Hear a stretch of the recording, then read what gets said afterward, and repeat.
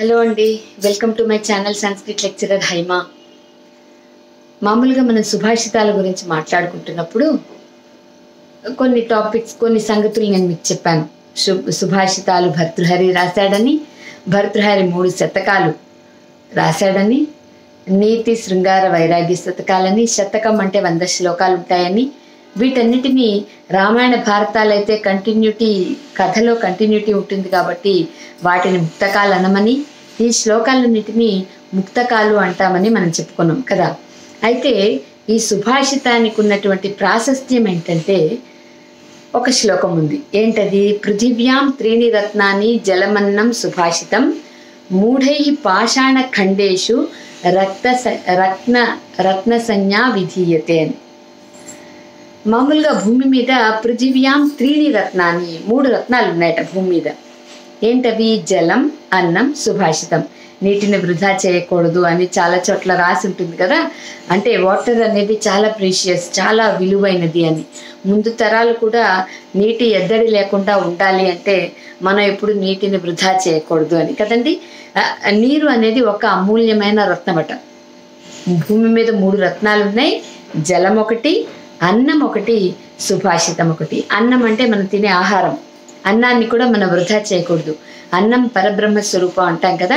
So అన్నం పరబ్రహ్మ స్వరూపం కాబట్టి ఆ పరబ్రహ్మ స్వరూపమైనటువంటి అన్నాన్ని మనం వృధా చేస్తే అది మనకు నోటికి అందకుండా అయిపోతుంది అని ఒక నమ్మకం. కాబట్టి నీటిని వృధా చేయకూడదు. అలాగే మనం తినే అన్నాన్ని కూడా వృధా చేయకూడదు. జలం, అన్నం.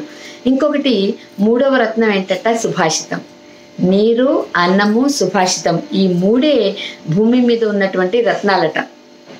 మరి నిజంగా డైమండ్స్ ఉన్నాయి కదా, రత్నాలు ఉన్నాయి కదా, అవేంటి అంటే మూర్ఖులు రాళ్లను తీసుకొచ్చి రత్నాలు అంటున్నారే తప్ప నిజానికి రత్నాలైతే జలము, అన్నము, సుభాషితము అని. సుభాషితం యొక్క ప్రాశస్త్యం అనేది ఎంత గొప్పగా చెప్పారో చూడండి.